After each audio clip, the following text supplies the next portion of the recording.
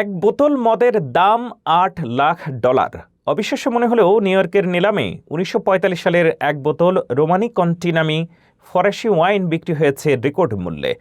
বিশ্বযুদ্ধের স্মৃতিবাহী এই দুষ্প্রাপ্য পানীয় কেন সংগ্রাহকদের কাছে এতটা কাঙ্ক্ষিত?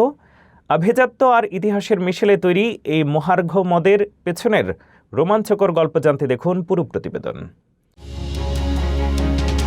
আভিজাত্য নাকি পাগলামি? এক বোতল মদের দাম কত হতে পারে? কয়েক হাজার নাকি কয়েক লাখ টাকা? নিউ ইয়র্কের ম্যানহাটনে সম্প্রতি ঘটে গেল এক অবিশ্বাস্য ঘটনা। ১৯৪৫ সালের এক বোতল ডোমেইন ডি লা রোমানি কন্টি ওয়াইন বিক্রি হলো রেকর্ড $8,12,500, বাংলাদেশি মুদ্রায় যার পরিমাণ প্রায় $9,80,00,000।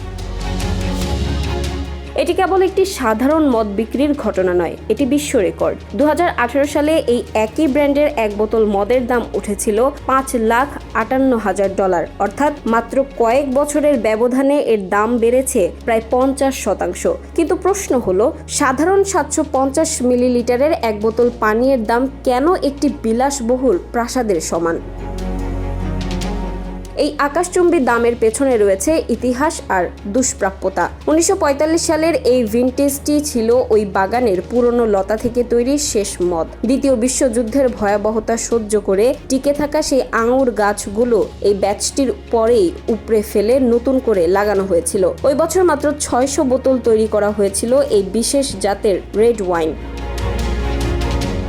বিশেষজ্ঞরা বলছেন এটি প্রি-ফিলোক্সেরা ক্যাটাগরির, অর্থাৎ ১৯ শতকে ইউরোপের আঙুর বাগান ধ্বংসকারী পোকা থেকে বাঁচতে গাছের যে জিনগত পরিবর্তন করা হয়েছিল, এই গাছগুলো ছিল তার আগের আদি ও অকৃত্রিম জাতের। সংগ্রাহকদের মতে এর স্বাদ ও গভীরতা অতুলনীয়।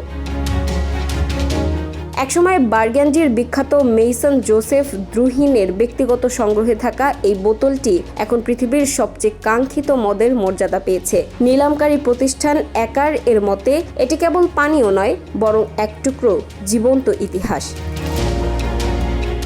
আভিজাত্যের এই দৌড়ে এক বোতল মদ যখন কোটির ঘর ছাড়িয়ে যায়, তখন তা আর কেবল পানীয় থাকে না, হয়ে ওঠে শ্রেষ্ঠত্বের এক অনন্য স্মারক।